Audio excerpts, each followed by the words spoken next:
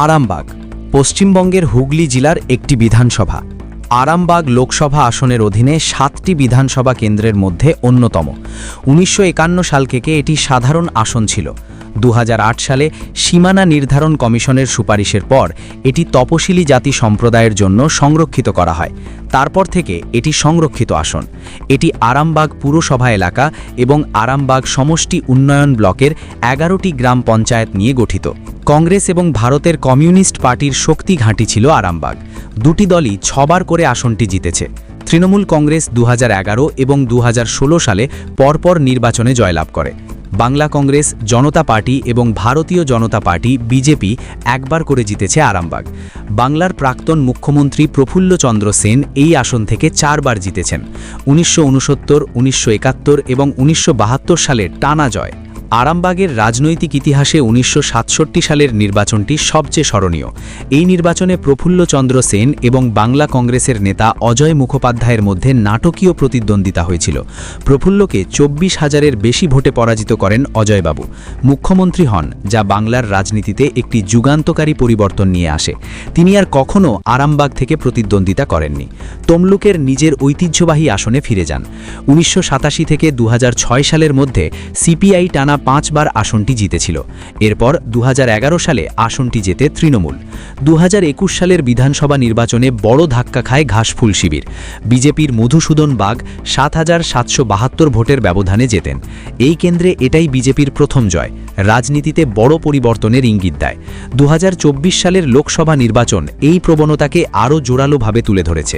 বিজেপির চেয়ে মাত্র 546 ভোটের সামান্য ব্যবধানে আরামবাগ বিধানসভা কেন্দ্রে এগিয়ে রয়েছে তৃণমূল।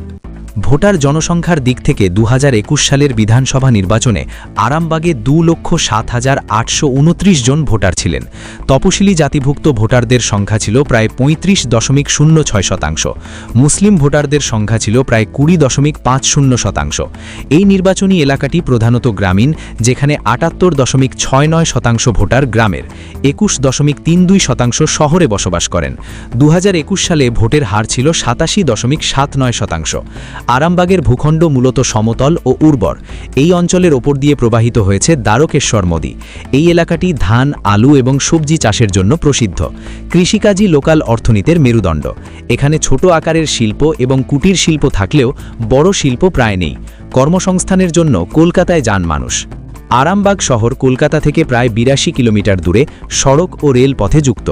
অন্যান্য কাছাকাছি শহরগুলির মধ্যে রয়েছে 30 কিলোমিটার দূরে তারকেশ্বর, 20 কিলোমিটার দূরে কামারপুকুর এবং 25 কিলোমিটার দূরে খানাকুল। জেলা সদর হুগলি চুচুড়া প্রায় 85 কিলোমিটার দূরে অবস্থিত। আরামবাগের একটি সমৃদ্ধ ঐতিহাসিক ঐতিহ্যও রয়েছে।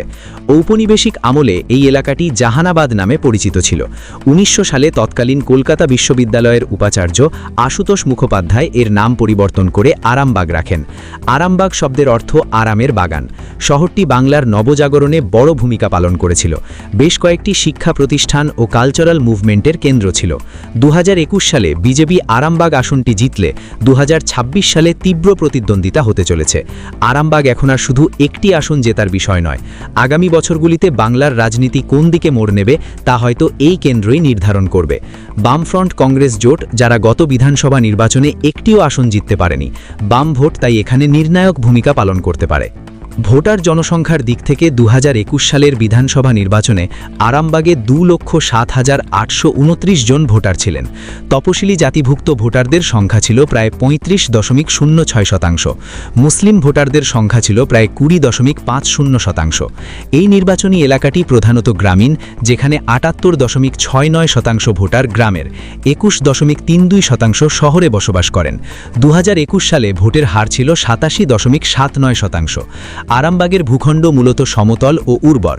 এই অঞ্চলের ওপর দিয়ে প্রবাহিত হয়েছে দ্বারকেশ্বর নদী। এই এলাকাটি ধান, আলু এবং সবজি চাষের জন্য প্রসিদ্ধ।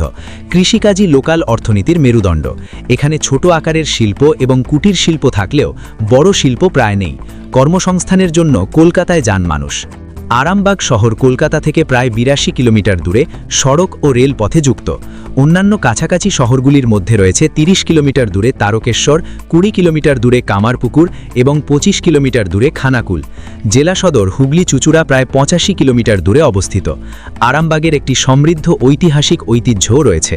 ঔপনিবেশিক আমলে এই এলাকাটি জাহানাবাদ নামে পরিচিত ছিল। 1900 সালে তৎকালীন কলকাতা বিশ্ববিদ্যালয়ের উপাচার্য আশুতোষ মুখোপাধ্যায় এর নাম পরিবর্তন করে আরামবাগ রাখেন। আরামবাগ শব্দের অর্থ আরামের বাগান। শহরটি বাংলার নবজাগরণে বড় ভূমিকা পালন করেছিল। বেশ কয়েকটি শিক্ষা প্রতিষ্ঠান ও কালচারাল মুভমেন্টের কেন্দ্র ছিল। 2021 সালে বিজেপি আরামবাগ আসনটি জিতলে 2026 সালে তীব্র প্রতিদ্বন্দ্বিতা হতে চলেছে। আরামবাগ এখন আর শুধু একটি আসন জেতার বিষয় নয়। আগামী বছরগুলিতে বাংলার রাজনীতি কোন দিকে মোড় নেবে তা হয়তো এই কেন্দ্রই নির্ধারণ করবে। বামফ্রন্ট কংগ্রেস জোট, যারা গত বিধানসভা নির্বাচনে একটিও আসন জিততে পারেনি, বাম ভোট তাই এখানে নির্ণায়ক ভূমিকা পালন করতে পারে।